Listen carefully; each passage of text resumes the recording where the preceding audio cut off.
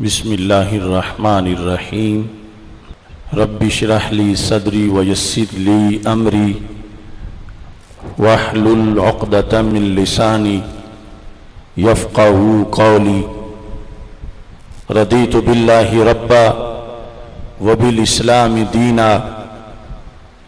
وبمحمد صلی اللہ علیہ وسلم نبیا ورسولا اللہ اکبر اللہ اکبر اللہ اکبر لبیک لبیک لبیک یا رسول اللہ صلی اللہ علیہ وسلم الحمدللہ رب العالمین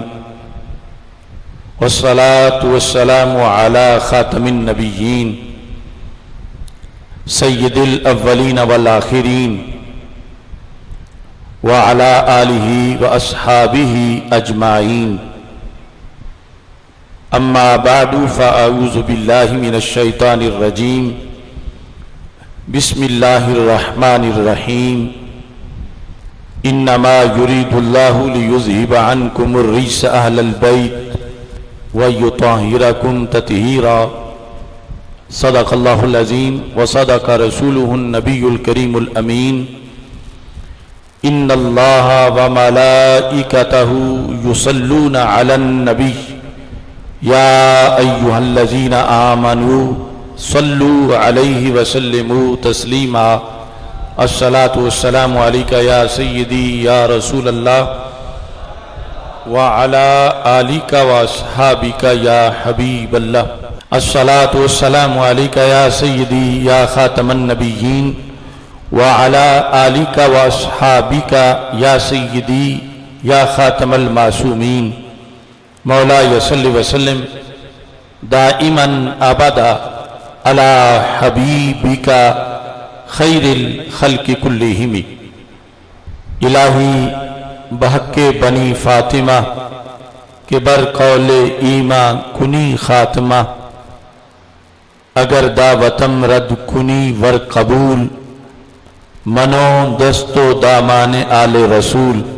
صلی اللہ علیہ وسلم اللہ تبارک و تعالی جل جلالہ وعم نوالہ وتم برہانہ وعظم شانہ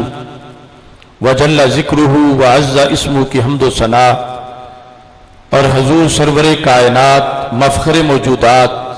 زینت بزم کائنات دستگیر جہاں غم گسار زماں سید سروراں حامی بے کساں قائد المرسلین خاتم النبیین احمد مجتبی جناب محمد مصطفیٰ صلی اللہ علیہ وآلہ وصحابہ وبارک وسلم کے دربار گہر بار میں ہدیہ درود و سلام عرض کرنے کے بعد السلام علیکم ورحمۃ اللہ وبرکاتہ رب ذوالجلال کے فضل اور توفیق سے عید الاضحیٰ کے تیسرے یوم میں جمعۃ المبارک کے مقدس دن میں آج ہم جامع مسجد جلالی رضوی المعروف عقلانی مسجد میں ائمہ اہل بیت رضی اللہ تعالی عنہم کانفرنس کا انعقاد کر رہے ہیں مناظر کبیر شاہکار جلالیت شیر اہل سنت حضرت مفتی محمد عابد جلالی صاحب قدس سر العزیز کا پہلا سالانہ عرس بھی ہے ان کے اصال ثواب کے لیے اس کانفرنس کا انعقاد کیا جا رہا ہے خصوصی طور پر ائمہ اہل بیت رضی اللہ تعالی عنہم کانفرنس جو پہلے ہم بڑے پیمانے پہ لاہور منعقد کر چکے ہیں اور اس کے بعد انشاءاللہ گوجرانوالا میں اسی موضوع پر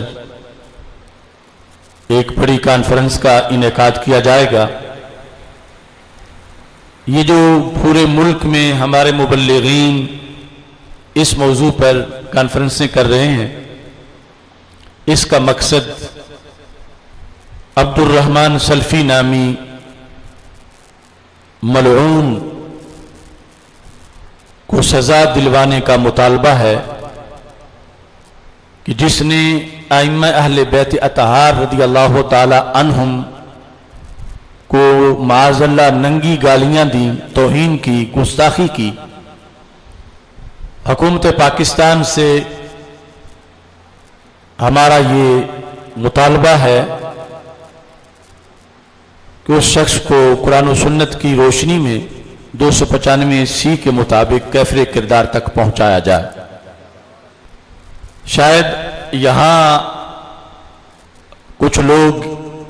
اتنی بڑی توہین سے واقف نہ ہوں، سوشل میڈیا پر جو لوگ نظر رکھتے ہیں یقیناً وہ مطلع ہوں گے، لیکن یہ پاکستان کی تاریخ کے اندر ناموس اہل بیت اطہار علیہم الرضوان کے لحاظ سے گستاخی کا بڑا سنگین واقعہ پیش آیا۔ اس واقعے پر جتنا افسوس ہے اتنا ہی اس واقعے پر خاموشی اختیار کرنے والوں پر بھی افسوس ہے۔ جہاں اہل بیت اطہار رضوان اللہ علیہم اجمعین کی توہین نہیں ہوئی تھی، بلکہ وہ لفظ 14 صدیوں میں ہمارے اماموں نے لکھے ہیں، وہاں تو انہوں نے انجینئرڈ اور جعلی توہین بنا کر کانفرنسیں کی، ریلیاں نکالی، کیا کچھ ہوا۔ لیکن جہاں اتنی واضح توہین ہوئی وہاں آج کسی کو نہ کانفرنس یاد ہے نہ ریلی یاد ہے، بلکہ وہ دھڑا جو اہل بیت اطہار کے خصوصی طور پر محب ہونے کا دعوے دار ہے روافض کا، وہ بھی ایک جمعے میں چند مظاہروں پر انہوں نے اسی پر اکتفا کیا۔ تو اصل مسئلہ یہ ہے کہ ائمہ اہل بیت اطہار رضی اللہ تعالی عنہم کی عزت و ناموس کے محافظ صرف اہل سنت و جماعت ہیں۔ میں دلیل کی روشنی میں اس موضوع پر چند باتیں عرض کرتے ہوئے مختصر خطاب کروں گا۔ نبی اکرم نور مجسم شفیع معظم صلی اللہ علیہ وسلم کی نسل پاک میں جن نفوس قدسیہ کو ایک دوسرے فرقے والے اپنے 12 امام قرار دیتے ہیں، حقیقت میں وہ ان کے امام نہیں، وہ ہمارے ہی امام ہیں۔ کچھ لوگ کہتے ہیں ہم بھی انہیں مانتے ہیں، تو میں کہتا ہوں ہم ہی انہیں مانتے ہیں، چونکہ ائمہ اہل بیت اطہار رضی اللہ تعالی عنہم کے ماننے کا جو حکم قرآن و سنت میں ہے اس کے مطابق اہل سنت و جماعت ہی ائمہ اہل بیت رضی اللہ تعالی عنہم کو تسلیم کرتے ہیں۔ عقیدہ معصومیت ایک ایسا عقیدہ ہے کہ جہاں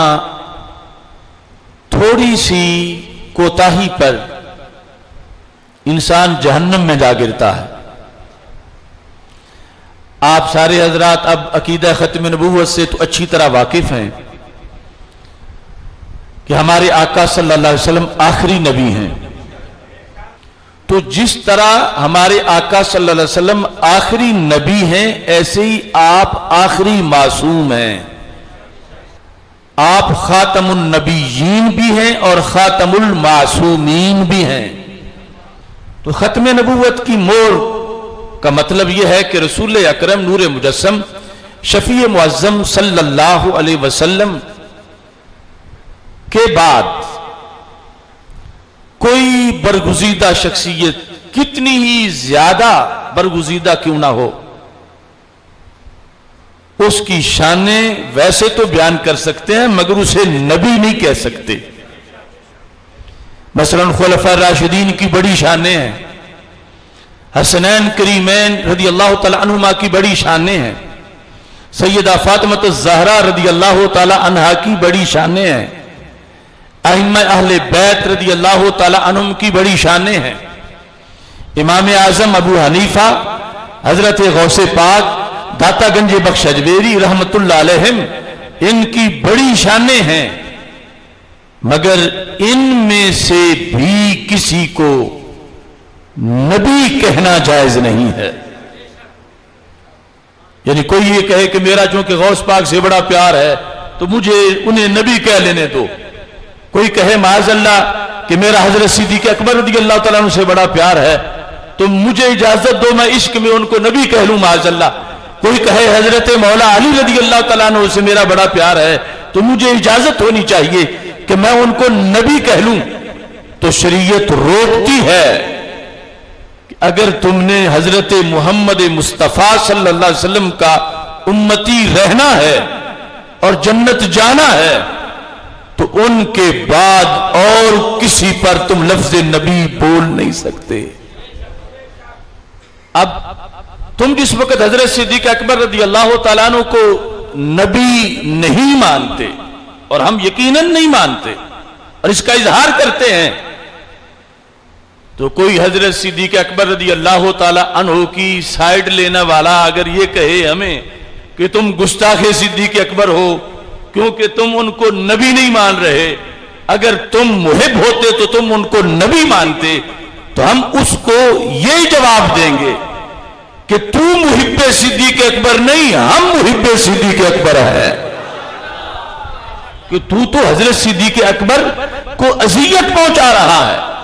کہ جنہوں نے ختم نبوت کے پہلے محاذ پر کھڑے ہو کر جنگ لڑی، تو انہیں معاذ اللہ لفظ نبی بول رہا ہے، ان کے